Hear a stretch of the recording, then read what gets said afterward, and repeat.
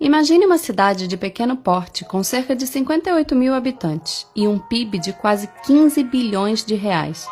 Em valores absolutos, essa localidade ocuparia a posição de número 57 no ranking das maiores economias do Brasil, à frente de capitais como Porto Velho e Macapá. Faça as contas. O PIB per capita da nossa pequena notável ultrapassaria os 253 mil reais ao longo de um ano. A cifra é 465% maior que o valor encontrado na cidade de São Paulo. Estamos falando de Vereadópolis, a capital nacional das câmaras municipais, que concentram cerca de 82% dos políticos eleitos no país. Na última semana, elas se reuniram na cidade de Iraí, no Rio Grande do Sul, para o Encontro Nacional da União dos Vereadores do Brasil. E se você já ficou surpreso com a existência de uma União Nacional de Vereadores, pegue uma cadeira agora. De acordo com um levantamento do Spotnik, com base nas declarações de contas anuais dos municípios entregues ao Tesouro Nacional, o gasto total das cidades brasileiras com o poder legislativo alcançou incríveis 14 bilhões 665 milhões 429.817 reais no ano passado. O valor é 62% maior do que o governo federal gastou com o próprio Ministério das Cidades. E essa conta pode facilmente ficar ainda maior, já que somente 4.759 das 5.570 prefeituras brasileiras informaram ao Tesouro Nacional o valor empenhado na função legislativa, de acordo com os dados disponíveis no Sistema de Informações Contábeis e Fiscais do Setor Público. Na prática, isso significa que o erário público não sabe quanto foi gasto com quase 1/6 das câmaras municipais do país. Para piorar, não são raros os casos em que as prefeituras inserem rubricas orçamentárias da Câmara Municipal em outros órgãos e vice-versa, quando vão enviar suas declarações ao Tesouro. Por fim, dados incorretos acabam sendo publicados, mas o Ministério da Fazenda alega que a qualidade das informações é de responsabilidade dos municípios. Até onde sabemos, a cidade do Rio de Janeiro tem a máquina de leis mais cara do país. No ano passado, a Câmara do Rio e o Tribunal de Contas do município, que é considerado um anexo do Poder Legislativo, empenharam um total de 880 milhões e 300 mil reais. Sozinha, a capital fluminense gasta mais com seu legislativo do que 23 estados. Cada carioca pagou um total de R$ 135,46 em 2017 para seus vereadores e conselheiros do TCM. Em São Paulo, a situação não é muito diferente. A maior Câmara Municipal do país e o seu Tribunal de Contas custaram 700 milhões de reais aos cofres públicos no ano passado.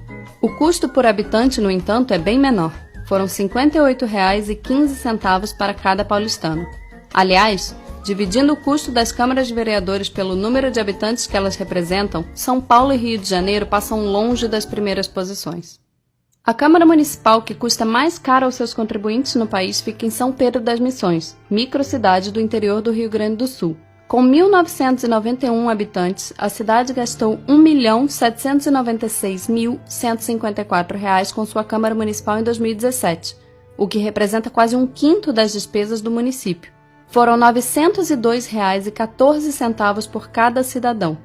O valor por habitante é equivalente a quase 7 meses de Bolsa Família para uma pessoa, considerando o valor médio pago aos beneficiários do programa no Rio Grande do Sul. Ironicamente ou não, em janeiro do ano passado, a Câmara de Vereadores mais cara do Brasil aprovou a Lei Municipal 658/2017, que autorizou o prefeito de São Pedro das Missões a decretar estado de calamidade financeira, em virtude do elevado estado de endividamento da cidade e da constante baixa na arrecadação municipal ocorrida nos últimos anos. São Pedro das Missões está longe de ser um caso isolado. Em todo o país existem 918 cidades que gastam mais de 80% de suas receitas próprias apenas com vereadores.